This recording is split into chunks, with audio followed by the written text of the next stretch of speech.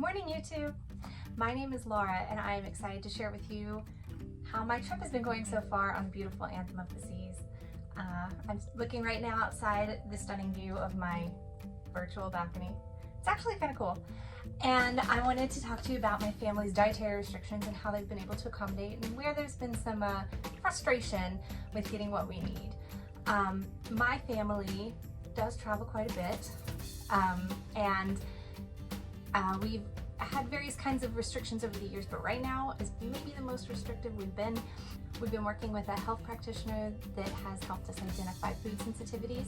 So these are not allergies, and it's possible that Royal Caribbean would treat allergy level reactions with a higher level of attention, but there are some things that they've really attended to very well and had good customer service. So I want to let you know how that compares with maybe some of the other places we've been. Like we recently spent a week in Disney World and they accommodated things beautifully. Maybe I'll make a video about that next time we go. And we also recently were on the Virgin Voyages Scarlet Lady for just one night, but I got to kind of see how they handle food restrictions.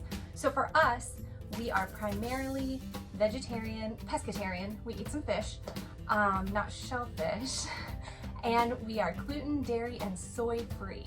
In addition to having a few other sensitivities, like I personally am sensitive to eggs. So that's a lot to throw at the main dining room staff. They seem to take the first one or two things you mention in stride, and then after that it's all lost. So for us, when we say gluten, dairy, and soy, we've had a lot of luck getting gluten, paid very close attention to. Dairy, we think they've been avoiding, but we're sure, like positive, they've been putting soy-based cream sauces on things that they've served us. So try your best, but maybe highlight the things that are most important to you. And if you need to be more specific, you're gonna have to work really hard to make sure that happens. So we thought we would have the best luck if we went to Windjammer and just checked out the buffet and got everything that we knew would be safe for us. There's a lot of simple veggies, plain fruit spreads, and you can get some gluten-free bread and some items on occasion there. But turns out they didn't have any kind of labeling as to what was gluten-free or maybe was made vegan very easily. There were one or two vegan items each night, but we have decided that Windjammer is actually not the way to go. You have much better luck going to the main dining room. You develop a rapport with your head waiter and with your servers, and they understand your needs within a couple days and are able to kind of steer things. What's more is when you go to the main dining room, you order ahead. So last night at dinner, we ordered for tonight's dinner. That seems to be going a lot better for us. Admittedly, we've kind of identified the one or two things that work really well for us. Like my kids can get gluten-free, dairy-free French toast in the main dining room for breakfast. So we order it every single day the night before. But use the main dining room and order ahead. Does it look good? It's taking my advice. I just want people to see this, sit up, yuck. I just want people to see this crust on the salmon. As soon as you say gluten-free, they figure out how to make it happen. Before we specially ordered this in advance, it was just a plain piece of salmon, but now we got this gluten-free breadcrumb they made to make a really nice crust on it. All right, buddy, enjoy your dinner. Another thing that has been helpful that did work in the Windjammer is some of the places that you can have things made to order. So there was a stir-fry station, there was a pasta station, and he went and got a special vat just of the gluten-free pasta. The stir-fry station had a rice noodle option or just veggies. I'm positive there's cross-contamination there. So just be careful, know how sensitive you are before you go that way. But they also do omelets, so if you can do eggs, that's a good option. Tip number 3, Sorrento's has an awesome, for gluten-free, pizza crust. And we've gone down there and said we need 3 gluten-free pizzas and we want all these veggies on it and no cheese. And we only have to wait a few minutes and there's a perfect lunch for all of us right there. So Sorrento's has been a really good solution because you've only got 1 or 2 people on staff that you need to communicate with, whereas the Windjammer, you can just crew and servers everywhere, but you have to explain yourself time and again, and some of them get it and some of them don't. So take advantage of Sorrentos. Another thing that we have done that worked really well, number 4, is that we brought a few of our own things.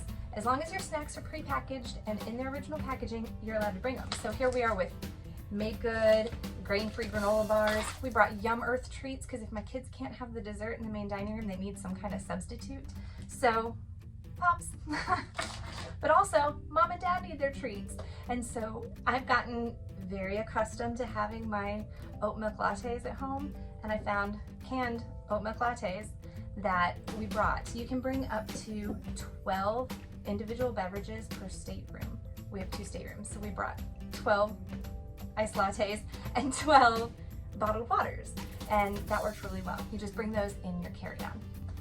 And hot tip number 5 is that the specialty dining rooms are really fantastic for accommodations. Again, you've got just a few servers that you have to explain yourself to.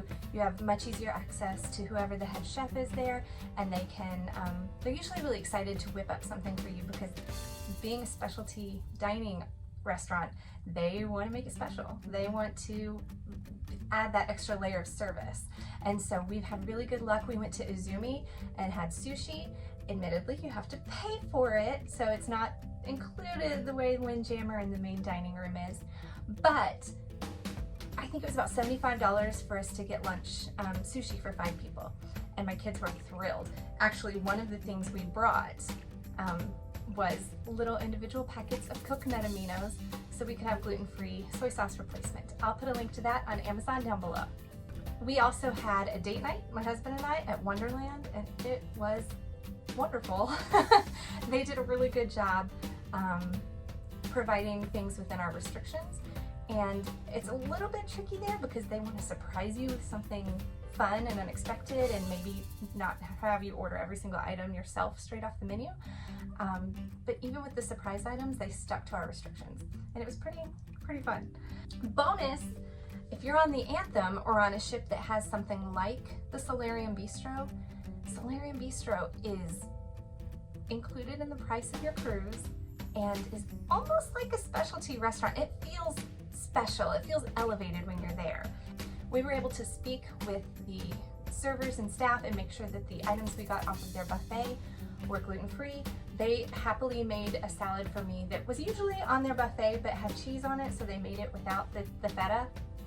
It's a Mediterranean style menu, and so many of the things there are just roasted veggies and hummus and baba ganoush and really good veggies and salads. So I couldn't recommend them enough. They definitely were able to accommodate a lot of our needs, and we even asked, is it okay to bring our kids here because this is within the Solarium? It's part of the 16 and over area. And they said, oh no, you can bring kids in the restaurant. They should. So we just tell our kids to walk really quietly past the quiet grown-up pool. So take advantage of that. What would you like? More ice. I think they will bring some out for us. Yay. And you've got French toast coming, but right now we have yummy fruit. It's really pretty here. And I got the makings of smoked salmon, which I'll put on gluten-free toast with some mushrooms and tomatoes.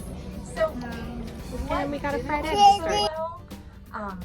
I did email the Dietary request email address, specialneeds@rccl.com, and the response I got back was just kind of not very specifically helpful.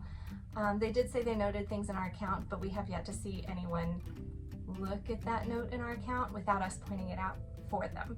So I don't think that there's that much that emailing the address ahead of time really did for us. Next, I would say that the second bad thing is that the buffet definitely has lots of instances of cross-contamination. So if that is an issue for you, know that you're gonna have to speak to them and figure out what works for you. I kept watching the staff put utensils from a gluten-y pasta into a gluten-free pasta, and it made me panic a little bit. So know that it's not just the other individuals there. it sometimes is the staff as well. We have found that this ship is a little bit different than some other sailings we've been on because snacks are not as easy to track down. You've got everything that's along the esplanade or what used to be the promenade on some other ships we've been on. But some of the restaurants, there's a hot dog stand in the Seaplex, there's a cafe at 270, and both of those are just kind of hidden and out of the way. So whenever we need snacks during the day, we haven't been able to find much. But by going to Cafe Promenade or the cafe at 270, we have been able to get some fruit. So when we're hungry, fruit. Your kids are gonna eat a lot of cantaloupe. And in general, I'm not going to give you specific food items that worked for us because it seems that in videos I've seen on YouTube, people will say things like, oh, we found this amazing allergen-friendly chocolate chip cookie that we could get anytime we wanted, and we've been asking and asking, and everyone acts like they've never heard of this cookie. And so we are a little bummed that there aren't more gluten-free vegan desserts on board, but I'm not going to give you specifics unless it's something that I think will carry on future sailings and even on other Royal Caribbean ships. But something we did find was that if we wanted a salty snack, we would go to Sorrento's, and they have some marinated veggies and some olives. Or across the way from Sorrento's is the Patisserie, usually a coffee bar, but they did have some Macaroons that were really yummy, and we did have to pay for them, but every once in a while I want to give my kids a special treat since there's a lot of saying no. Every time we walk past the soft serve, they're so sad.